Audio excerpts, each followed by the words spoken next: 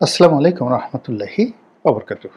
সম্মানিত দর্শক, আজকে যে প্রসঙ্গটা নিয়ে আলোচনা করব তা বেশ পুরনো, বহুকালের পুরনো। যেদিন থেকে রাজনীতি শুরু, হয়তো 10,000 বছর আগে, হয়তো 5,000 বছর আগে।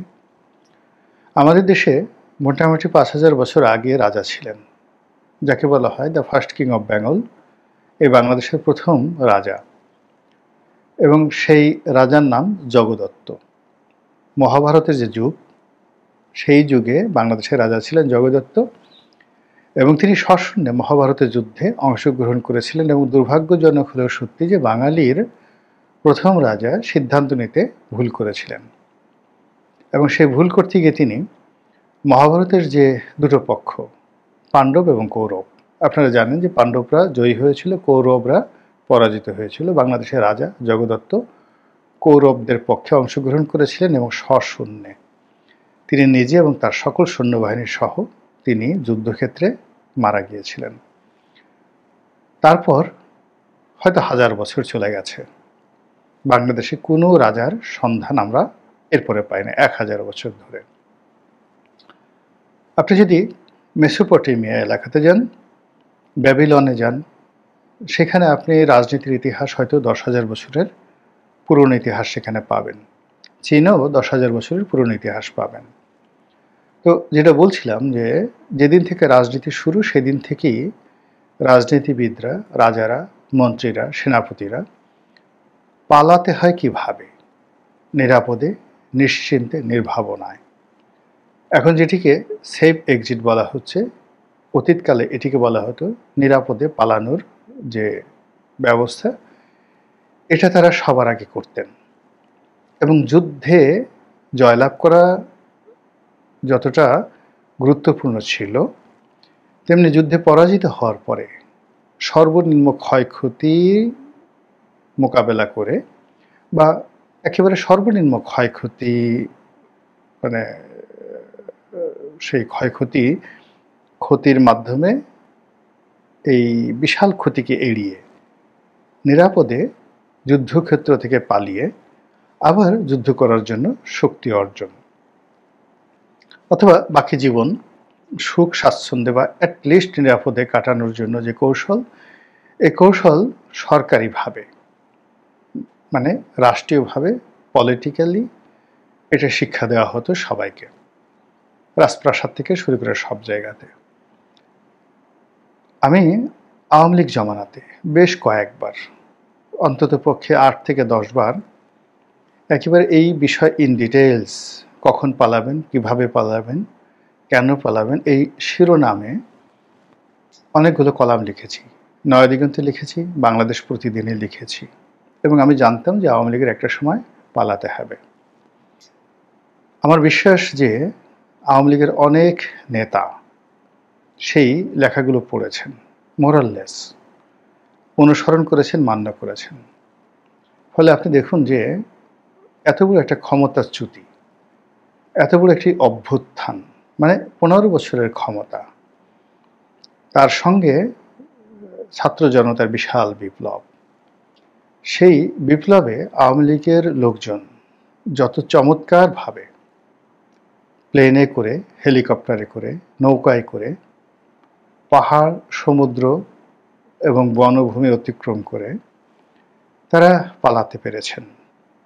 ভারতে, নেপালে, ভুটানে,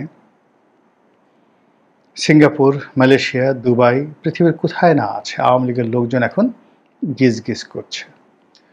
তো কাজেই পালানোর ব্যাপারে তাদের একটা বিরাট প্রস্তুতি ছিল, এবং সেই প্রস্তুতি তারা নিজের থেকে নিয়েছেন বা নেননি, কোথা থেকে প্রশিক্ষণ নিয়েছেন তা আমি বলতে পারি না। তবে 2014 সন থেকে আমি যে এই বিষয়ে আমার যে বক্তব্য, টেলিভিশন বা এই যে ইউটিউব চ্যানেল যে কয় বছর ধরে শুরু করেছি, অসংখ্যবার আমি এই কথাগুলো বলেছি, আর লিখেছি অন্তত পক্ষে 10টি, যেটাকে বলা হয় পোস্ট এডিটোরিয়াল, ভালো ভালো পত্রিকাতে। লক্ষ লক্ষ মানুষ সেই জিনিসগুলো পড়েছে। তো আজকেও সেই বিষয়গুলো নিয়ে আলোচনা করব। এই আলোচনার সঙ্গে বর্তমান যারা আছেন তাদের কোনো সংযোগ নেই, এটা একটা জেনারেল আলোচনা। আপনারা হয়তো বলতে পারেন যে এখন তো উপদেষ্টাদের সেফ এক্সিট নিয়ে কথা হচ্ছে। এক গ্রুপ বলছে তারা পালাবেন, আর এক গ্রুপ বলছেন আমরা কখনই পালাবো না, আমরা এই দেশেই থাকবো। একই কথা ওবায়দুল কাদের সাহেব বলেছেন, শেখ হাসিনাও বলেছেন। রাজনীতিবিদদের জন্য সবচেয়ে সুন্দর যাকে বলা হয় বিশেষণ, সেটি হলো তারা কথা দিয়ে কথা রাখেন না। আর রাজনীতিতে শেষ বলে কোনো কথা নেই। এখন যারা আছেন তারা যদিও রাজনীতিবিদ নন, কিন্তু যেহেতু তারা পলিটিক্যাল চেয়ারে বসেছেন, কাজেই তাদের পরিণতি এবং তাদের নিয়তি, তাদের কর্মকাণ্ড সব কিছুই পলিটিশিয়ানদের মতোই হবে। তো সেই দিক থেকে অন্য যারা লোকজন আছেন আমাদের দেশে, তারা কথায় কথায় বলার চেষ্টা করছেন যে এরা পালিয়ে যাবে, এরা সেফ এক্সিট খুলছে।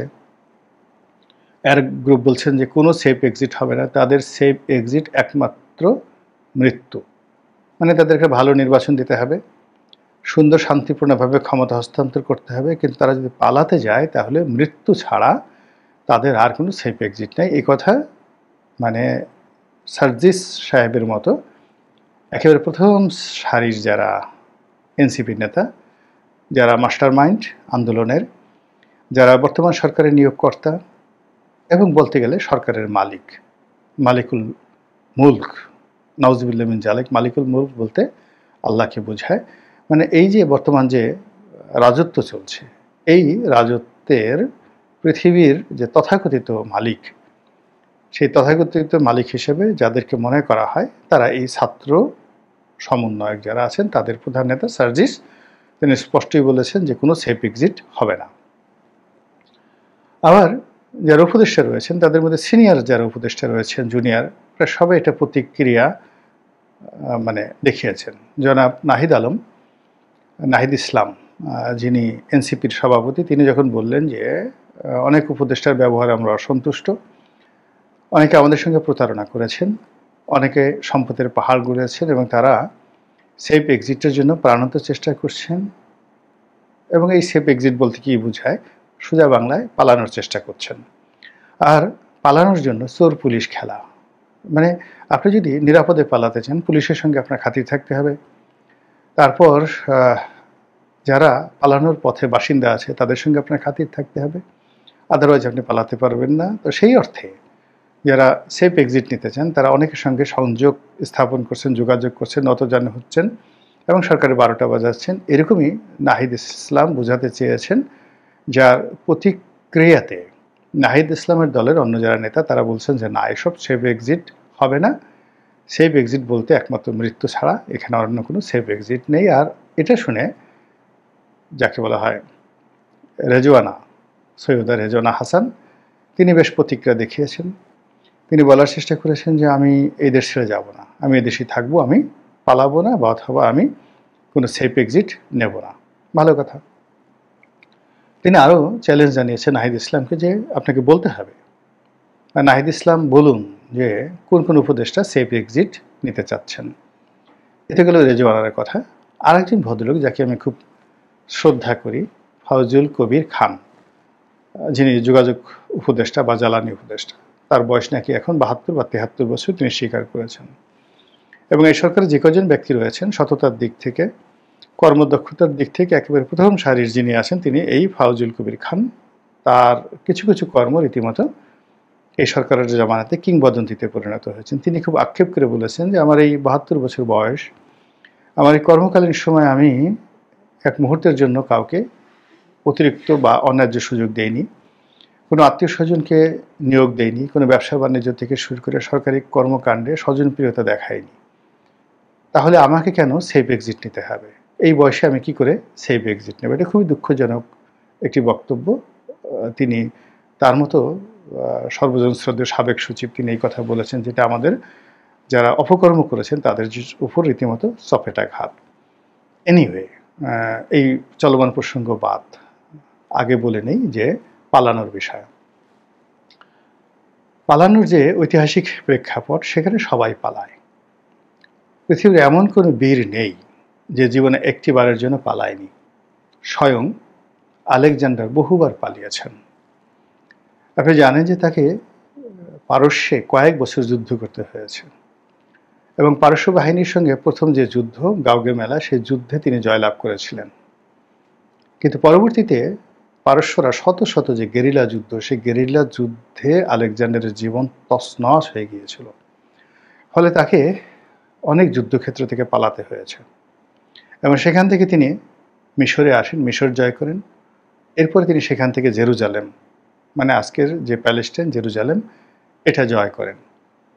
তারপরে সেখান থেকে মধ্য এশিয়া, মানে আজকের তুরস্ক হয়ে, তারপরে শেষে তুরস্কের পরে যে রাশিয়ার যে সিআইএস কান্ট্রিগুলো পড়ে, সেইগুলো হয়ে আফগানিস্তানে ঢুকেন, যখন সেটির নাম ছিল ব্যাকটেরিয়া।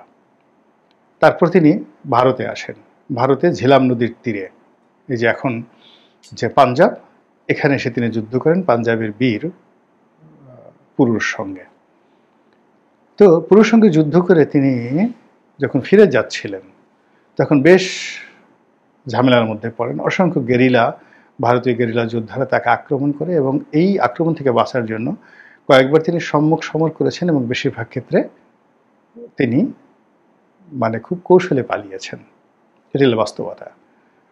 পাক ভারত উপমহাদেশে পালিয়ে পালিয়ে যদি কেউ মহাসম্রাট হয়ে থাকে, এবং তিনি শুধুমাত্র ভারতবর্ষ নয়, সারা দুনিয়ার নাম করা যে কজন শাসক আছেন মহাকালের, তাদের মধ্যে শুধু অন্যতম নয়, প্রধানতম শেরশাহ। মাত্র 5 বছরের শাসন আমলে তিনি পুরো ভারতবর্ষে সুশাসন, ন্যায় বিচার, তারপর প্রজা কল্যাণ, আইন প্রণয়ন এবং ইঞ্জিনিয়ারিং ওয়ার্কস, স্থাপত্য পুরা কৌশল, অর্থাৎ রাস্তাঘাট, পুল, ব্রিজ, কালভার্ট, প্রাসাদ, এইগুলো নির্মাণে তিনি যে ইতিহাস তৈরি করেছেন, পৃথিবীতে তার সমপর্যায়ের আর কেউ করতে পারেনি। বোঝার চেষ্টা করুন যে আমার এখন ঢাকা থেকে চিটাগং যেটা হাইওয়ে আছে, এই হাইওয়ের একটা লেন বাড়াতে হবে, মানে 2 লেন ছিল, সেটাকে 4 লেন করা হলো। এই 4 লেন করতে 250 থেকে 350 কিলোমিটার রাস্তা। যদি মাইল ধরেন তাহলে কত? 150 মাইল। এই 150 মাইল রাস্তা তৈরি করতে 10 থেকে 12 বছর সময় লেগেছে, তারপরও এখনো পরিপূর্ণভাবে কমপ্লিট করা যায়নি, আরও বেশি সময় লেগেছে। অর্থাৎ আমরা আওয়ামী লীগ যখন 2009 সনে আসে, তখন এই প্রকল্পটা শুরু হয়, 4 লেনের কাজ। তো এটা শেষ হয়নি এখনো পর্যন্ত, এই গত 15 বছরও শেষ হয়নি। তো সেখানে সোনারগাঁ থেকে সিন্ধুনদ পর্যন্ত 2500 মাইল, 2500 মাইল যদি ধরেন 1.6, তাহলে প্রায় 4500 কিলোমিটার যে রাস্তা, গ্র্যান্ড ট্রাঙ্ক রোড, মাত্র 3 থেকে 3.5 বছরে তিনি নির্মাণ করেছিলেন। প্রতি 1 ক্রোশ পরপর একটা পোস্ট অফিস ছিল, একটা সরাইখানা ছিল, মানে একটা হোটেল ছিল, থাকার যেত।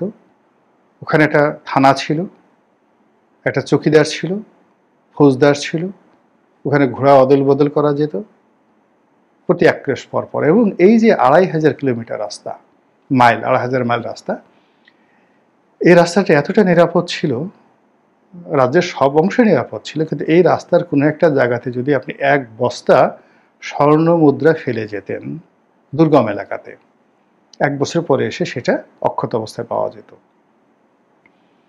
তো এই যে লোকটি জনাব শেরশাহ, তার জীবনটা শুরু হয়েছে পালানো দিয়ে।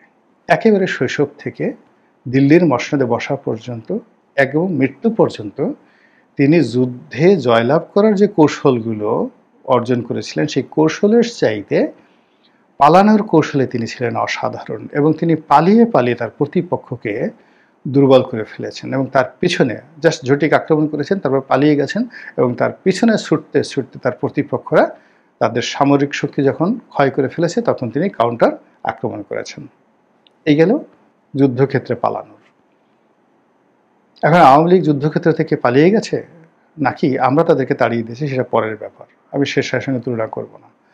আর একজন পালিয়ে অসাধারণভাবে আবার ফিরে এসেছেন এবং একটা ডাইনেস্টি প্রতিষ্ঠা করেছেন, তিনি হলেন সম্রাট হুমায়ুন। তিনি রাজ্য হারিয়েছিলেন শেরশাহের নিকট পরাজিত হয়ে, এবং তিনি পালাইয়েছেন।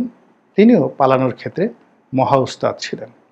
যে কয়বারই শেরশাহের সঙ্গে পরাজিত হয়েছেন, পালিয়েছেন, ভাইদের সঙ্গে যুদ্ধ হয়েছে, পালিয়েছেন। দিল্লিতে যুদ্ধ হয়েছে, পালিয়েছেন।